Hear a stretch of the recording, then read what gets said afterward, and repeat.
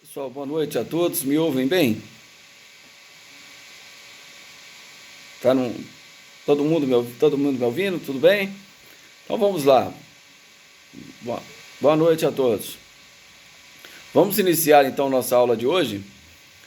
Última aula nós falamos do recurso sentido estrito e todo o seu processamento em primeiro e segundo grau de jurisdição e os recursos cabíveis tendo em vista o seu julgamento perante os tribunais de justiça, os tribunais regionais federais.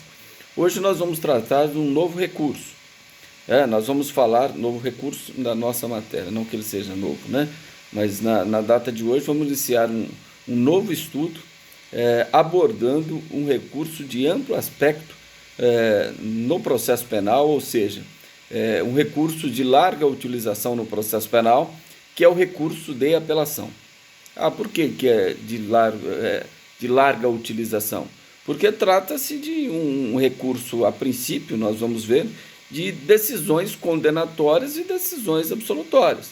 E o que mais ocorre no processo penal são decisões condenatórias ou decisões absolutórias.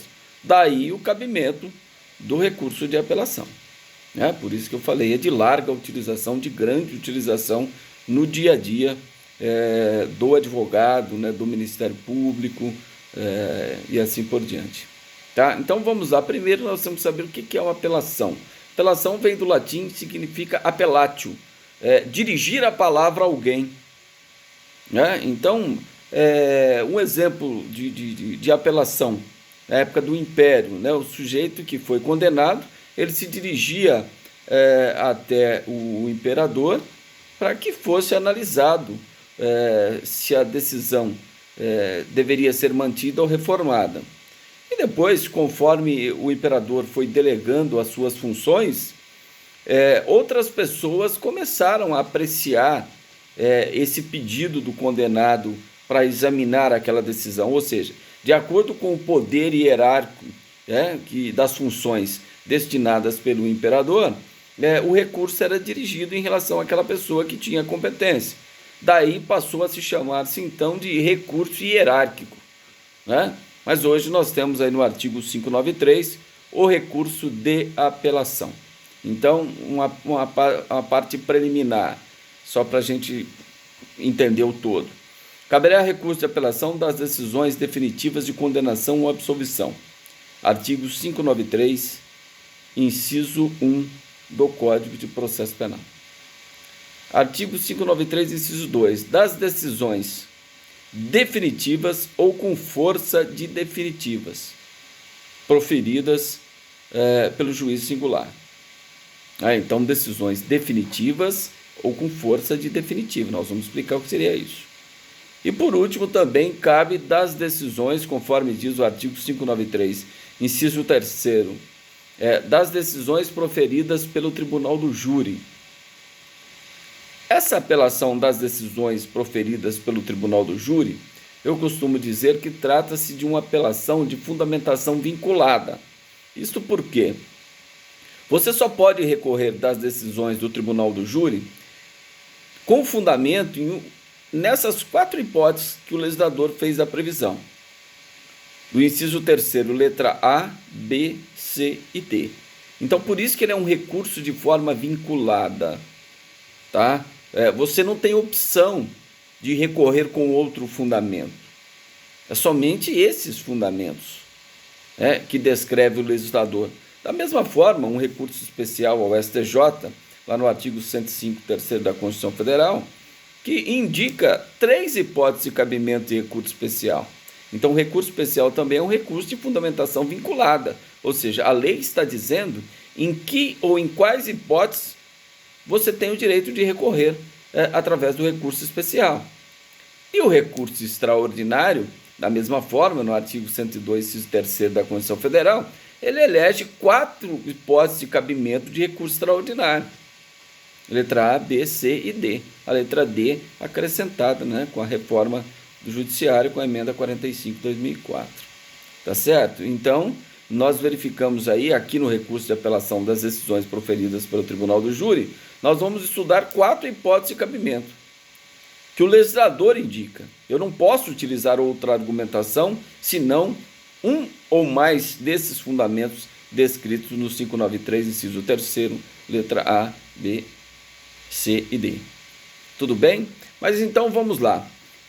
O inciso 1º, cabe apelação das decisões condenatórias ou absolutórias. Então, toda vez que o juiz julga parcialmente ou totalmente procedente uma ação penal, né, e condena o réu, seja na ação penal privada, seja na ação penal pública, o recurso cabível será o recurso de apelação, tá certo? De decisão condenatória ou de decisão absolutória.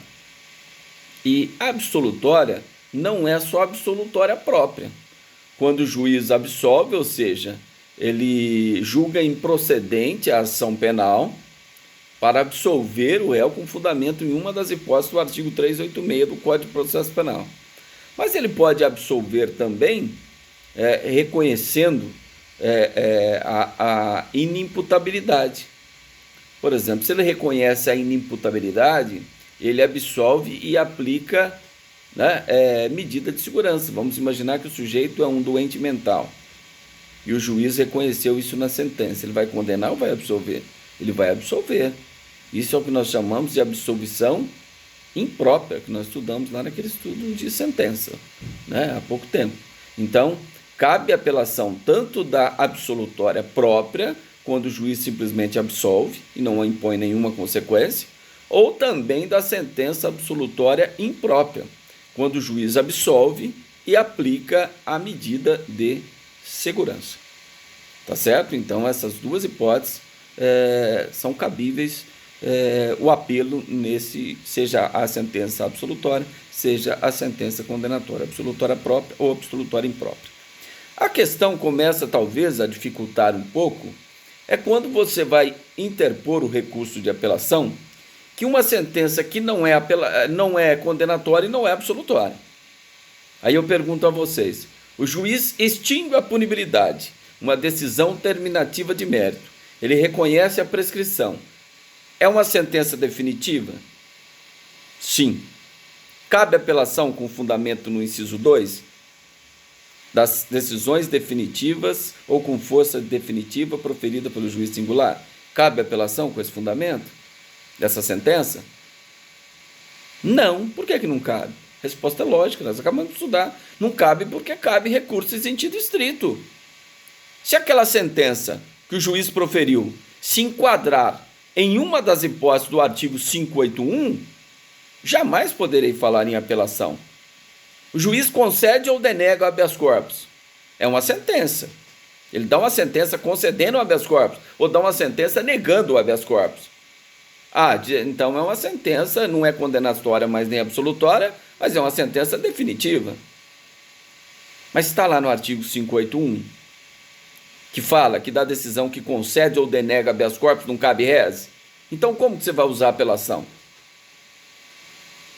Certo? Então pode ter sentença definitiva ou com força de definitiva que não caberá apelação com esse fundamento. Por que não caberão?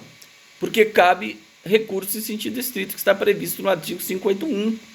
Então a apelação nesse caso, ela é residual. A apelação com fundamento no 593, inciso 2 do Código de Processo Penal, ela é residual.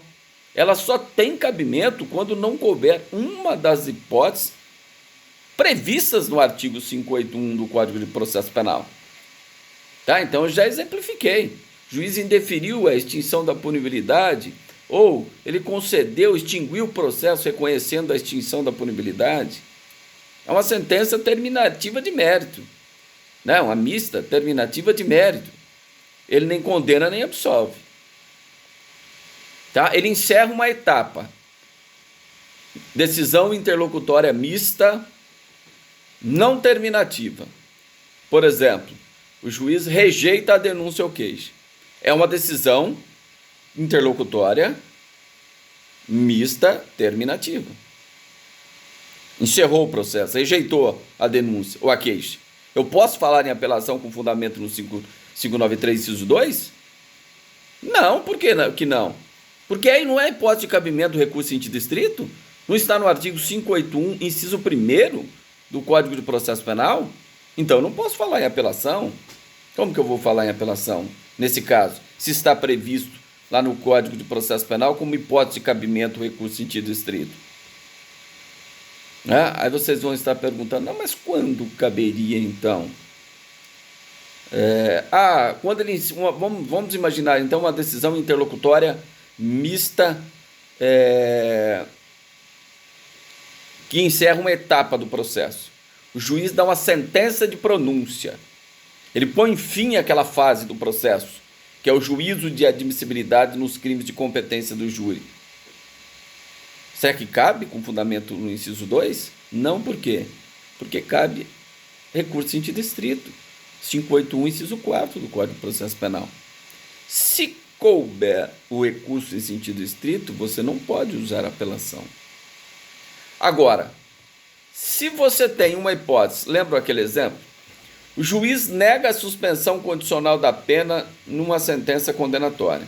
A defesa faz as alegações finais e nas alegações finais ela pede que, se o réu for condenado, seja aplicada a suspensão condicional da pena.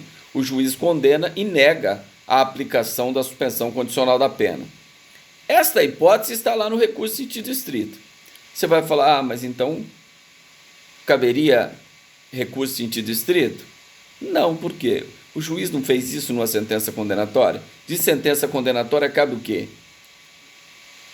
Apelação, então não cabe rese. Ainda que se parte da decisão se recorra, estiver em uma das hipóteses de cabimento do rese. Mesmo que essa hipótese que eu falei, quando o juiz negar suspensão condicional da pena, se for um processo de conhecimento, ele só vai negar numa sentença condenatória. De sentença condenatória cabe apelação. Se ele nega a suspensão condicional da pena em sede de juízo de execução criminal, o recurso cabível é agravo à execução.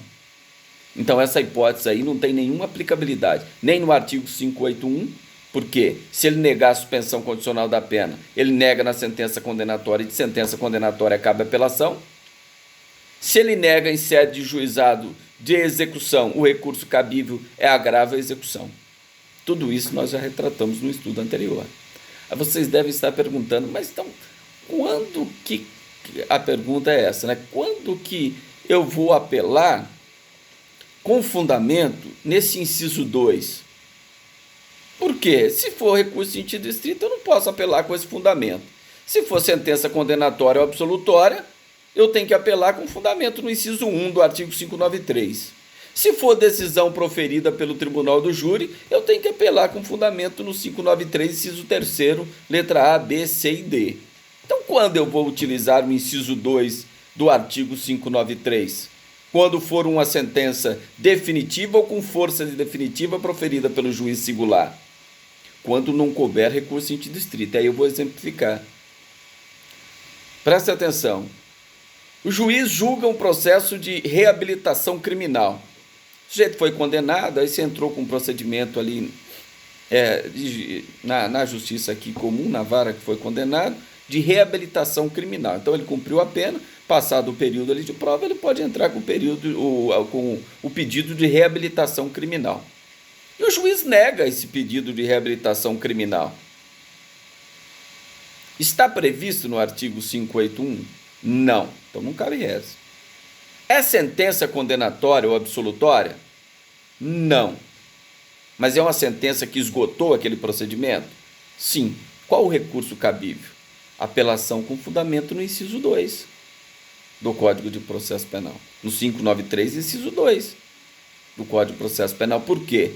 Não é hipótese de cabimento recurso em sentido estrito, não é sentença condenatória absolutória, não é sentença proferida pelo tribunal do júri. Então restou o quê?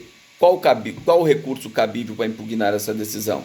Recurso de apelação com fundamento no 593.2. Tá? Vou dar outros exemplos. O juiz nega a restituição de coisas apreendidas. Então, quando é apreendido um objeto no processo, e aí um terceiro interessado, ou o próprio réu, pede a liberação. Quando ele pede a liberação desses produtos que foram apreendidos, é instaurado um incidente de restituição de coisas apreendidas. Isso está no Código de Processo Penal. Quando o juiz julgar esse incidente, ele vai fazê-lo por sentença, dizendo se restitui ou se não restitui o objeto que foi apreendido. Desta decisão dele, ela tem força de definitiva? Ela tem força, não vai encerrar o processo, mas ela tem força de definitiva em relação a este incidente? É lógico que sim. Está previsto esta decisão com força de definitiva como sendo hipótese de cabimento do rese? Não, não é absolutória, não é condenatória, não é decisão do júri, é apelação com fundamento no 5932. Ponto final.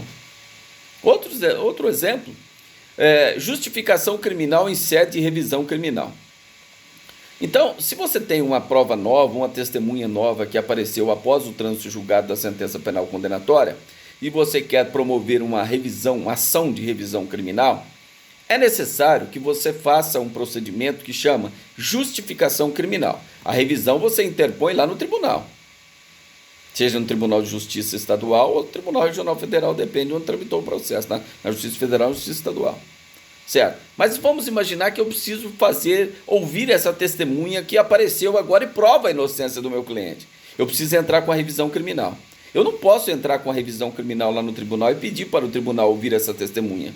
Eu tenho que entrar com um procedimento que chama justificação criminal para que o juiz que proferiu a sentença condenatória possa ouvir essa testemunha que eu estou indicando na petição que chama justificação criminal sob o crivo do contraditório. O promotor pode fazer pergunta, eu faço pergunta, o juiz vai fazer esclarecimentos, e aí ele fala, está pronto aqui, me entrega toda aquela oitiva, todo aquele processo de justificação criminal.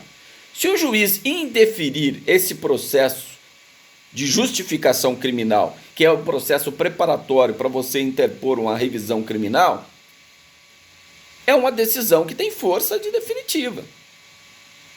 Está previsto no artigo 581? Não. Então, cabe apelação com fundamento no artigo 593, inciso 2, porque não é nem sentença condenatória, nem sentença absolutória. Certo? Outros exemplos. Pedido que indefere, decisão que indefere, pedido de explicações. Não tem um pedido de explicações dos crimes contra a honra, no artigo 144 do Código Penal? Quando a pessoa que se julga ofendido, ele pode entrar com pedido de explicações para que a pessoa que proferiu a ofensa possa se explicar. Se aquela explicação não me convencer, eu promovo um processo de ação penal privada contra ela. Então, isso se chama pedido de explicações, que autoriza conforme o artigo 144 do Código Penal, nos crimes contra a honra. Você pode, antes de entrar com a queixa-crime, você entra com pedido de explicações. Você deve ter estudado direito penal 3, né? Lógico, com toda certeza.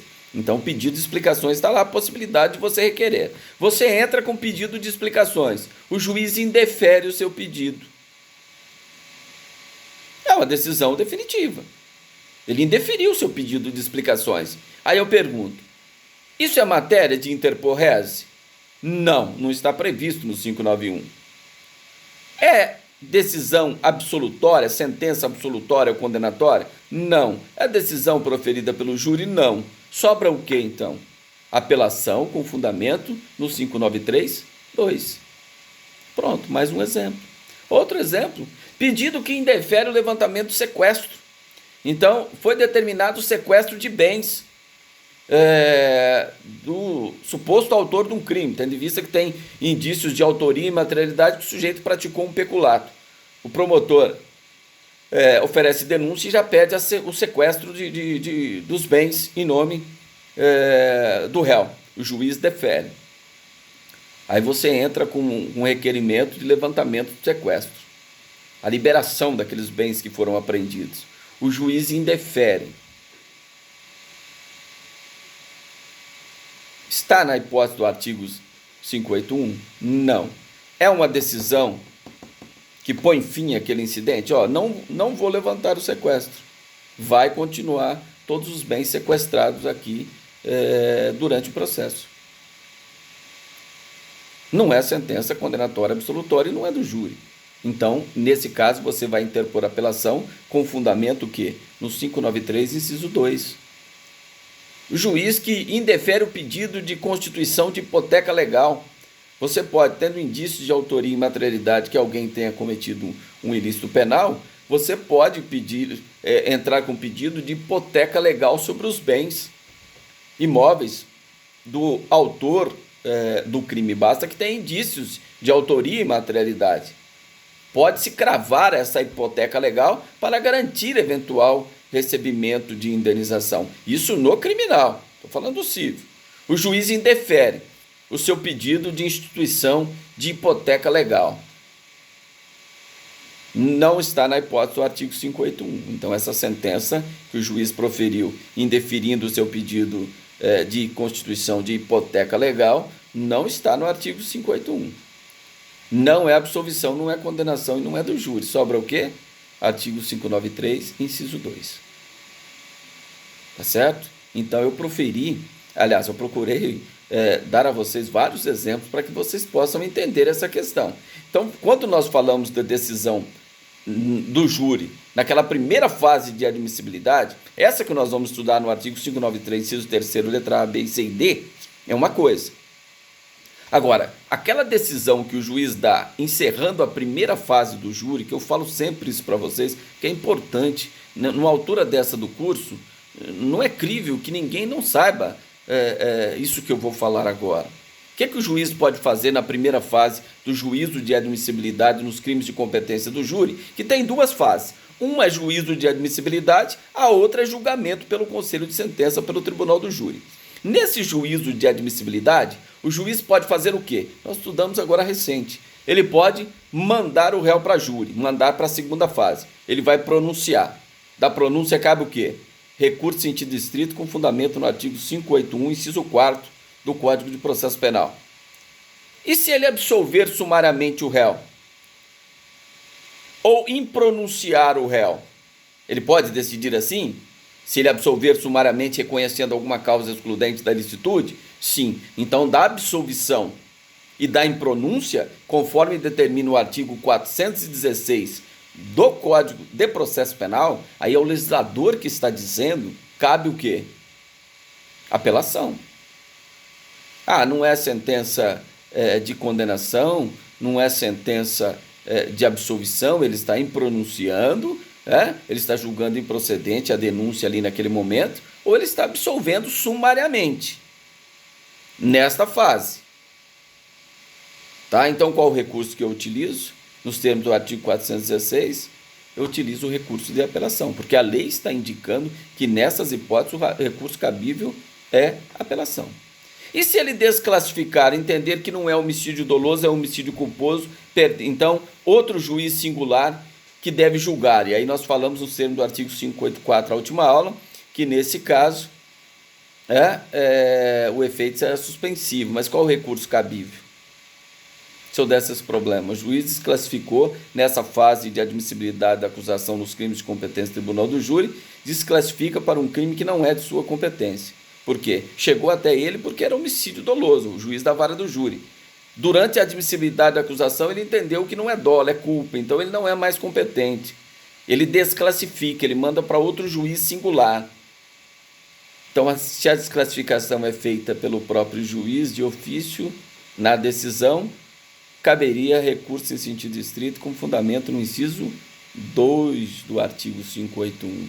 Quando o juiz desclassificar, quando o juiz de ofício se declarar incompetente. Não foi isso que o juiz fez? Ora, eu do júri aqui, eu não sou competente para julgar isso aqui, porque isso aqui é culposo, é homicídio culposo, não é doloso. Então manda lá para o outro juiz. Então ele fez de ofício. Se ele faz mediante exceção que foi proposta de incompetência, de dispendência ou coisa julgada, aí é fundamento no 581.3. Nós já estudamos sobre isso. Tá, então essas coisas que já se passaram, nós não podemos esquecer porque faz parte aqui desse nosso estudo, né? Que é um conjunto, um recurso de repente está ligado a outro, tá bom? Então vamos lá, continuando. Eu só vou dar uma explicação quanto a modalidades de apelação, para que não fique nenhuma dúvida. Nós podemos falar primeiro quanto à extensão. Quanto à extensão da apelação, ela pode ser plena ou limitada. Ela pode ser plena ou total, limitada ou parcial. Isso quanto à extensão, tá? Por quê? Vamos imaginar que o juiz tenha condenado condenou meu cliente em 2 crimes, associação criminosa e o crime de roubo. Eu falo, não, eu vou só apelar do crime de roubo. Eu não quero apelar da associação criminosa. Eu posso fazê-lo? Posso. Aí nós estamos diante de uma apelação que é limitada. Quanto ao alcance, ela é limitada, ela é parcial. Certo? Agora, se eu falar, não, eu discordo em totum da sentença que foi condenatória que foi proferida. Então, nesse caso, eu estou apelando de forma o quê? Plena ou ilimitada ou total. Tá? E isso você já delimita durante a interposição. Lembram do recurso de sentido estrito que nós falamos? Que você pode fazer 2 atos. Um só da interposição e o outro você apresenta as razões. Você vai ser intimado para apresentar as razões. Na apelação, também é a mesma coisa. Você faz a interposição e depois apresenta as razões. Ah, mas eu quero fazer tudo junto. Não tem problema. Você pode. E no juizado especial criminal, você é obrigado a fazer tudo junto. No juizado especial criminal, você vai apelar da decisão, você tem que já propor a interposição junto com as razões. Aqui no procedimento sumário ordinário, a situação é outra, você pode interpor e depois apresentar as razões, como é no recurso em sentido estrito. A diferença é que aqui não tem o juízo de retratação. Aqui não é possível, no recurso de apelação, o juiz modificar a sua decisão. O que ele pode é corrigir inexatidões, erros materiais de ofício independente de provocação. Ou se houver provocação, ele corrige. Ou essa provocação pode ser através até de embargos declaratórios, mas não necessariamente precisa de embargos declaratórios para corrigir erros materiais ou inexatidões. Basta um simples requerimento da parte, mesmo porque o juiz pode fazê-lo até mesmo de ofício, para corrigir erros materiais, erros de cálculo, inexatidões na sentença. Tá certo? Então, falamos aqui da apelação quanto à extensão. Ela pode ser total, pode ser parcial. Certo? Então, você delimita na interposição. Fala, eu estou discordando totalmente da apelação. Ou eu discordo parcialmente em relação à sentença condenatória no que se refere ao crime de roubo. Então, estou apelando em relação à condenação proferida de acordo com o artigo 157, parágrafo 2º, inciso 2 do Código Penal. Tá certo? E da mesma forma, o promotor, só para antes de falar do promotor, por exemplo, eu posso recorrer de uma sentença condenatória, eu concordo com tudo que o juiz fez, exceto o regime que ele fixou. Eu entendo que ele deveria fixar o regime semiaberto, ele fixou o fechado. Eu posso recorrer só para o tribunal modificar o regime? Posso. É um direito que eu tenho. Eu conformei com o recurso e eu tenho conhecimento técnico, advogado. Então eu entendo que eu devo recorrer só em relação ao regime. Essa apelação vai ser parcial. Eu vou delimitá-la na interposição. Mas para a defesa, o entendimento doutrinário e jurisprudencial é que, se a defesa não delimita o apelo na interposição, entende-se que o juiz deve receber, o tribunal deve receber como apelação total. Sempre em favor do réu, não é isso? Você não seria favorável ao réu? Olha, na dúvida, vamos receber como apelação total. Vamos entender que o réu discorda em totum da sentença condenatória. Tá? Então, se você na interposição não afirmar nada, ela vai ser recebida em favor do réu. De que forma? Recebido como apelação total. Agora, já para o Ministério Público, entende-se que ele tem que delimitar na interposição. Ele não pode deixar para fazer nas razões. A defesa até pode. Eu não delimito na interposição, mas nas razões eu delimito. Tudo bem, tudo bem. Agora, entende-se que o Ministério Público ele deve delimitar o apelo na interposição. Então, se o sujeito foi absolvido do crime de roubo e do crime de organização criminosa, e o promotor está no apelo dizendo que está apelando somente em relação à organização criminosa, né, ou em relação ao crime de roubo, ele está delimitando. O tribunal não pode julgar, né, além daquilo que não foi pedido pela acusação. E aqui nós temos um princípio, nós vamos estudar posteriormente, que é o princípio da reformatio impedius, ou seja, não existe reforma para piorar a situação do réu quando só a defesa recorre. Então, se foi só o réu que recorreu, o tribunal ou mantém do jeito que está ou diminui. Ele jamais poderá aumentar a pena. Então, nós vamos falar da reformatio impedius direta, reformatio impedius indireta, reformatio impedius das decisões proferidas pelo tribunal do júri. Tá certo? Agora, se o promotor apela pedindo para aumentar a pena, o tribunal pode absolver o réu? Entende-se que sim. O promotor pede para aumentar a pena, o tribunal absolve, mesmo que não haja recurso da defesa. E isso seria possível, apesar de pequena divergência doutrinária, mas seria possível, porque no processo penal vige o princípio da verdade real. Vige o princípio da verdade real. Tanto que existe essa autonomia e unidade do Ministério Público, mas a autonomia funcional, que o promotor aqui pode apelar, apresentar suas razões. Quando for lá para o Tribunal de Justiça, o procurador pode defender uma tese favorável à defesa, contrário àquilo que o promotor de primeiro grau está sustentando. Ele tem essa autonomia funcional. E no dia do julgamento, quando estiver sustentação oral, se for outro procurador, ele pode discordar até do parecer do colega que havia feito antes. Ele pode discordar. Ele tem essa autonomia de discordar. Sou estranho, não, mas isso pode, isso ocorre. Ele tem essa autonomia de formar a sua convicção. Não tem que seguir aqui o que o promotor... não, se o promotor lá de primeiro grau está pedindo o aumento de pena, eu entendo que, como procurador, eu entendo que a pena deve ser diminuída.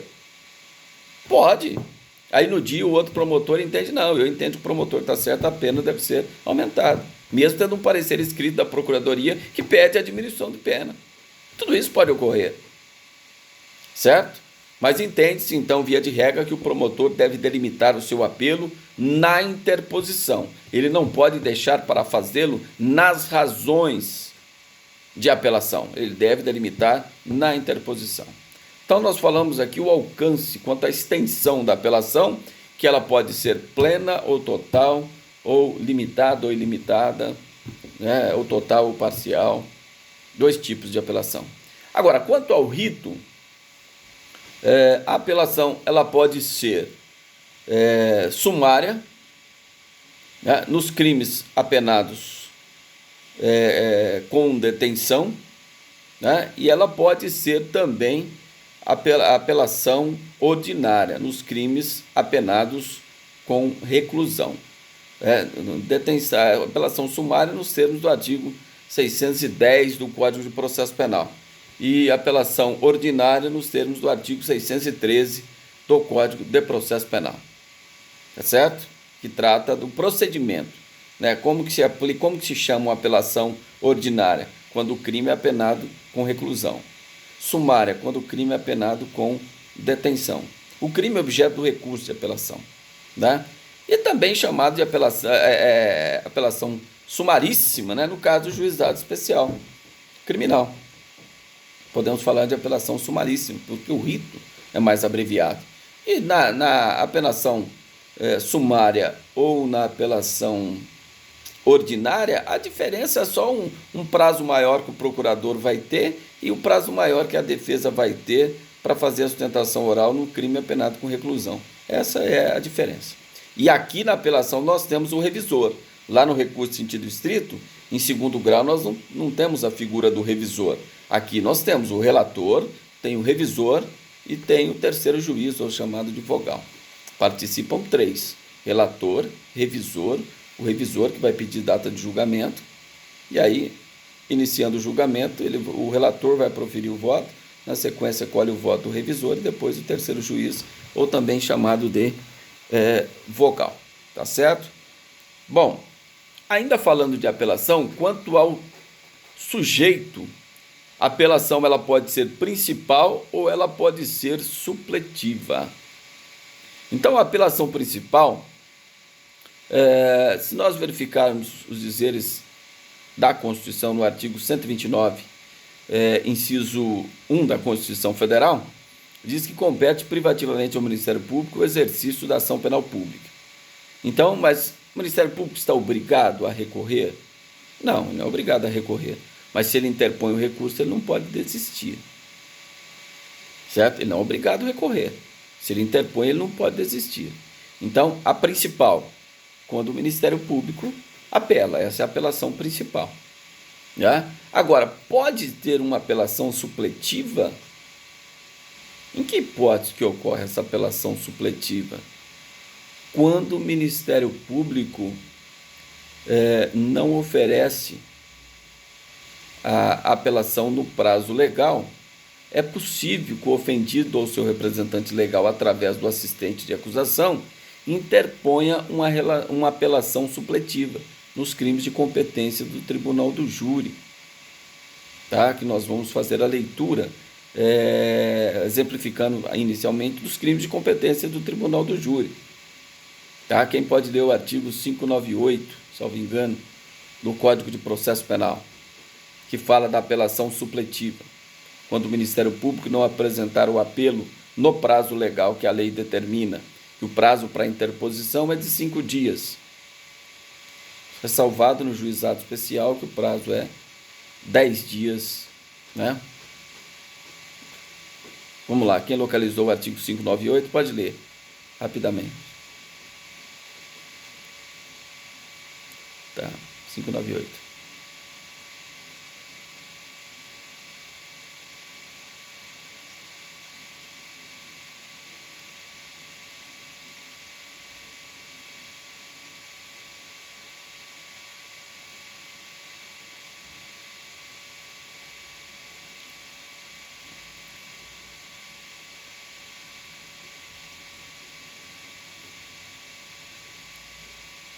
Certo? Um parágrafo. Tá, pode falar do prazo.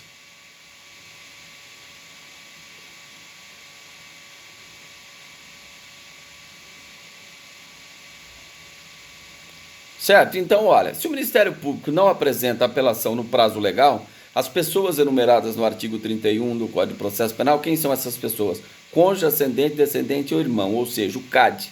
Né? Essas pessoas, ainda que não estejam habilitadas no processo como assistente de acusação, poderão ingressar no processo e entrar com recurso de apelação, quando o promotor não oferece a apelação no prazo que a lei determina. Surge a possibilidade do ofendido ou seu representante legal propor essa apelação supletiva, tá? No prazo, e aí há toda uma discussão doutrinária de 15 dias, a discussão doutrinária e jurisprudencial, porque a lei fala no prazo de 15 dias, mas há um entendimento que, se o assistente já estava habilitado no processo e recebia todas as intimações do processo, não faz jus que ele tenha prazo diferenciado.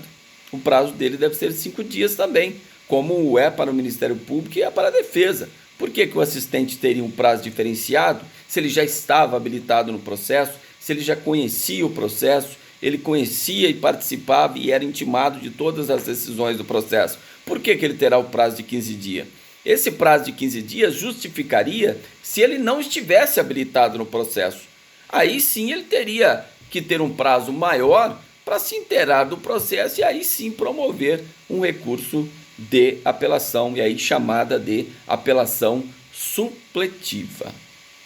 Tudo bem? Depois nós vamos falar mais quando eu estiver falando de prazo. Prazo para apelar. Aí nós voltamos a comentar sobre essa questão. Tudo bem? Então, quanto ao sujeito, a apelação pode ser a principal, promovida pelo titular da ação penal, ou pode ser, no caso do artigo 598, né, quando o Ministério Público, nos crimes de ação penal pública, não apelar de sentença condenatória. Surge a possibilidade do CAD interpor uma apelação chamada de apelação supletiva. Tudo bem? Então vamos lá. Bom, e quanto à voluntariedade, né, quanto à oportunidade, os recursos serão obrigatórios e voluntários, né? O recurso voluntário é a regra, né? Porque ninguém está obrigado a recorrer. O réu está obrigado a recorrer? Não, é uma faculdade. Por isso que nós definimos com recurso, na época que estudamos a teoria geral dos recursos, como um instrumento processual, o qual a lei faculta às partes ou impõe ao julgador, né, visando o reexame de uma decisão pela instância superior para confirmá-la ou modificá-la. Né? Nós tratamos assim nossa definição de recurso. Né? Então, nesse caso, os recursos são voluntários, é uma faculdade. O promotor também não está obrigado a recorrer. Ele não está obrigado, ele pode se conformar com a sentença absolutória. Mesmo ele tendo interesse, sendo parte legítima, ele fala, não, eu não vou recorrer. Eu não vou recorrer. Ele não é obrigado a recorrer. Aí é possível a apelação supletiva, mas ele não é obrigado. A lei não obriga que ele recorra. Mas se ele interpõe o recurso, ele já não pode mais desistir. Se ele não interpôs o recurso e depois fala, vou desistir do recurso que eu interpus. Não pode. Artigo 576 do Código de Processo Penal veda esse procedimento. Ele não pode desistir do recurso que haja interposto nos termos do artigo 576. Então, os recursos aí são voluntários, tá? Mas ele pode ser também, quanto a essa oportunidade, ele pode ser obrigatório. Para vocês terem uma ideia, quando o juiz absolvia sumariamente o réu nos termos lá do artigo 416, dos crimes de competência do júri, o juiz absolvia sumariamente, nesse caso a lei obrigava que o juiz deveria recorrer da sua própria decisão. Então isso chama recurso obrigatório, recurso ex officio, ou remessa obrigatória, ou remessa necessário. Hoje não tem mais a previsão. Então a tendência é que isso desapareça, esse recurso de ofício, porque a Constituição instituiu e aclarou que o Código de Processo Penal vige o sistema acusatório. Então cada um tem sua função. Então imagine o juiz não se conformando ou discordando da sua própria decisão, deve remeter a sua decisão para apreciação da instância superior. Então, parte da doutrina entende que isso não foi recepcionado pela Constituição Federal. Mas outros doutrinadores sustentam que tem plena vigência e o juiz deve remeter sob pena de ineficácia da ocorrência da coisa julgada. Tá certo? Então, nesse caso da absolvição sumária, o que eu quis mostrar para vocês é que não tem previsão mais. Antes tinha, o juiz era obrigado, hoje não mais. Mas quando ele julga uma reabilitação criminal, nos termos do artigo 574 do Código de Processo Penal, ele deve recorrer de ofício, salvo engano, inciso 2 do artigo 574, ele deve recorrer de ofício. Então ele julga procedente a reabilitação criminal. Fala, você está reabilitado para todos os atos da vida civil. Aqui você cometeu um crime, mas você foi reabilitado, você não pode ter nenhuma consequência. Se ele julga procedente, ele tem que enviar o processo para o reexame por parte do tribunal, para ver se o tribunal mantém aquela decisão, ainda que não tenha recurso do Ministério Público. Ainda que não tenha recurso voluntário, ele é obrigado a recorrer de ofício. Isso é recurso obrigatório. Como é no processo civil, quando o juiz julga procedente uma ação em desfavor da fazenda pública, seja do município, do estado ou a União. Se ele julga procedente, ele é obrigado a enviar, ainda que não tenha recurso das partes, para que tenha eficácia de coisa julgada, necessariamente ele deve remeter à instância superior para apreciar se dá provimento ou se nega provimento desse recurso ex officio, ou recurso necessário, ou remessa necessária, ou recurso obrigatório. Tá certo? Entendeu? Agora, quando julga uma sentença de habeas corpus, quando ele concede o habeas corpus, ele tem que remeter também a sua decisão para apreciação da instância superior, ainda que não haja recurso voluntário. Mas aí não estou falando de apelação, né? Não preciso nem de eu explicar, né? Porque da decisão que concede ou nega habeas corpus cabe o quê? Recurso em sentido estrito. Decisão. Por que não cabe apelação com fundamento no inciso 2? Porque o 581 fala que da decisão que concede ou que denega habeas corpus, cabe recurso em sentido estrito. Mas vamos imaginar que a decisão que concedeu o habeas corpus, o Ministério Público não quis interpor recurso em sentido estrito, ele não é obrigado. Mesmo assim, o juiz está obrigado a remeter o processo de habeas corpus para a instância superior, para que o tribunal possa analisar se dá provimento à remessa obrigatória, ao recurso obrigatório, ou se nega provimento ao recurso obrigatório. Tá certo? Tudo bem? Então deu para entender. Quanto à oportunidade, a apelação ela pode ser então voluntária ou obrigatória. Quanto ao rito, ela pode ser ordinária ou sumária. Quanto ao sujeito, ela pode ser principal ou supletiva. Quanto ao alcance da apelação, ela pode ser limitada ou ilimitada, total ou parcial. Tudo bem? Até aí? Tranquilo? Então tá, vamos lá. Bom, e nós podemos também imaginar aqui, no caso da ocorrência, a possibilidade de ocorrência de uma divergência entre a vontade do réu em recorrer e a do seu defensor de não recorrer ou vice-versa. Vamos imaginar então, vamos dar o exemplo ao contrário, o réu não quer apelar e o advogado entende que é caso de apelação. O advogado apresenta a apelação, já expliquei isso para vocês em duas situações, na teoria geral e no recurso em sentido estrito. Então, o réu não quer apelar, o advogado quer apelar, o advogado apresenta a apelação. O juiz vai receber a apelação ou não vai receber a apelação? Ele vai receber, prevalecendo aí o entendimento jurisprudencial, que quem sabe o que é melhor para o réu é quem tem o conhecimento técnico, ou seja, seu advogado. Então ele recebe. Mas aí a doutrina aí vem e fala, não, o juiz não deveria receber, por quê? Aquela frase, quem pode o mais, pode o menos. Então, se o apelante, que é o réu, ele não quer recorrer, o advogado que quer, então vamos falar só o réu. Se o réu pode o mais, que é revogar até os poderes outorgados para o advogado em sede de procuração, que dirá que a sua vontade de não recorrer seja respeitada. Esse é o fundamento doutrinário, que fala que o juiz não deveria receber o recurso e deveria respeitar a vontade do réu, porque quem pode o mais, pode o menos. Se o réu pode até revogar os poderes ao advogado, que ele conferiu ao advogado, que dirá que seja respeitada a sua vontade de não recorrer. Esse é o posicionamento doutrinário majoritário sobre isso. Por quê? É lógico que o réu pode resolver isso de outras formas. Eu já expliquei para vocês. Imagine a seguinte situação. O réu não quer recorrer. O advogado fala, não, eu vou recorrer, eu entendo que é caso de recurso. Recorre. Aí o réu fala, o advogado recorreu, o promotor ofereceu as contratações, o juiz mandou subir para o tribunal, tá bom. Eu vou destituir o advogado, revogar os poderes aquele advogado que ofereceu o recurso contra a sua vontade, vou contratar um advogado da minha confiança agora, um novo advogado, e vou falar para ele fazer uma petição lá e desistir do recurso. Vai surtir efeito essa petição de desistência? Mesmo que haja divergência entre o advogado em desistir, o réu quer desistir, o advogado não quer desistir, iria prevalecer na jurisprudência que o recurso deveria seguir. Não é isso? Mas nesse caso o advogado foi contratado só para desistir do recurso. Não tem oposição do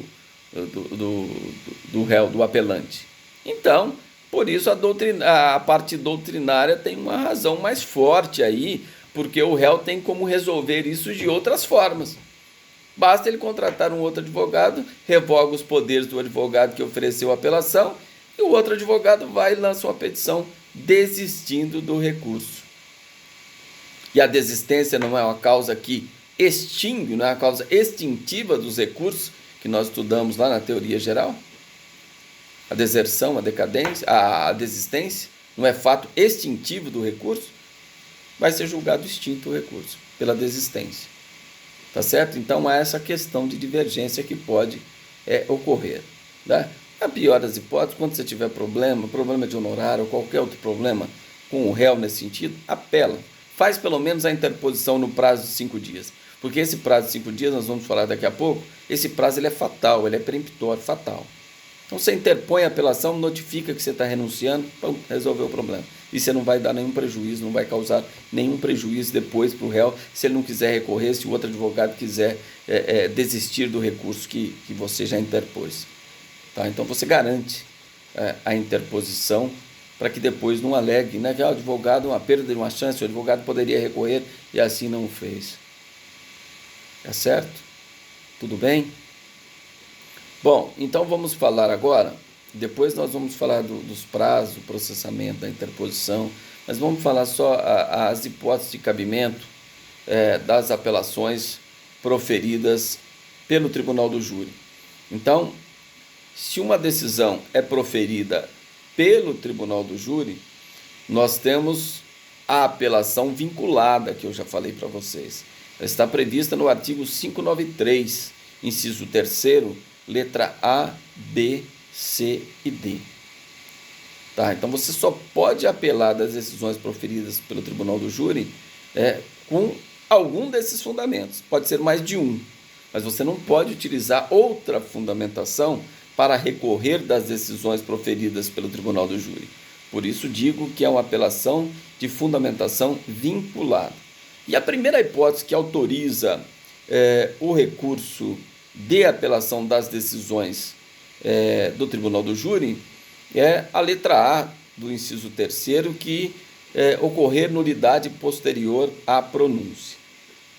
Certo? Então, até a pronúncia, qualquer nulidade que ocorra do processo de conhecimento dos crimes do Tribunal do Júri, você tem que arguí-la até nos termos do artigo 406. Ou seja, nas alegações finais você vai arguir a nulidade. O juiz, na decisão de pronúncia, vai reconhecer a nulidade ou não. Se ele não reconhecer, você alega em preliminar o seu recurso em sentido estrito. Se ele pronunciar e não reconhecer a nulidade, você alega em preliminar o recurso em sentido estrito. Tudo bem. Agora, vamos imaginar que ocorra qualquer nulidade posterior à pronúncia. Por exemplo, nos termos do artigo 479 do Código de Processo Penal, ele diz o seguinte, que nenhum documento poderá ser juntado até 3 dias antes do júri. Não poderá juntar. Faltam 3 dias, não cabe mais juntada de documento. Por quê? Porque entende-se que você pegaria a parte contrária de surpresa. Mas foi uma folha só, não interessa. Se o juiz receber e admitir essa prova seria considerada ilegítima, porque afronta norma de direito processual. Afronta o artigo 479 do Código de Processo Penal, que fala que esse documento deve ser juntado até 3 dias. Então, até 3 dias antes do júri, não se junta nenhum documento que tenha relação com os fatos. Vou juntar um jornal, falta 2 dias para o júri, vou juntar uma matéria de jornal que retratou aquele crime que será objeto de julgamento.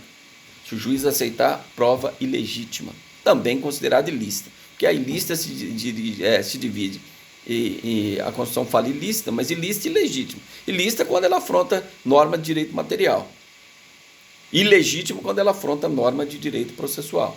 Nesse caso ela é legítima porque ela afrontou o artigo 479. Então, há uma nulidade aí se o juiz admitir essa utilização da prova.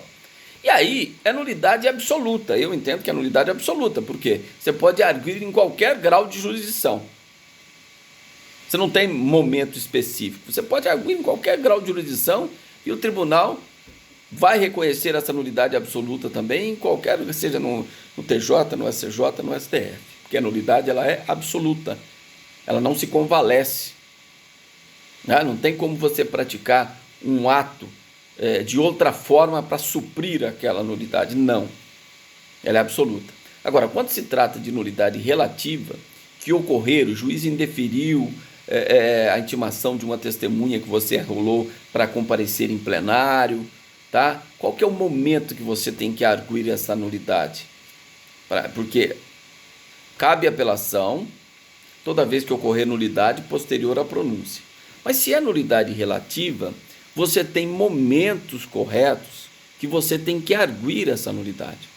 Por exemplo, se o juiz indeferiu essa oitiva dessa testemunha que você requereu, está dentro do limite que a lei autoriza, né, para estar no plenário do tribunal do júri, e o juiz indeferiu, há uma violação à ampla defesa, você deve arguir quando iniciado o julgamento. Qual o momento que você deve arguir a nulidade? Para que depois você alegue em preliminar de apelação. Quando iniciou o julgamento, o juiz apregoou as partes, você fala: excelência, pela ordem, estou arguindo uma nulidade, com fundamento aqui no artigo 571, inciso 5º do Código de Processo Penal. Há uma nulidade, aí você vai dizer qual a nulidade, vai abrir o termo, você vai falar a nulidade, ele vai ouvir o Ministério Público e vai decidir. Se ele falar que não há nulidade e deixar o processo seguir, você já arguiu no momento que a lei determina. Depois você vai arguí-la em preliminar do seu recurso de apelação, caso o seu cliente seja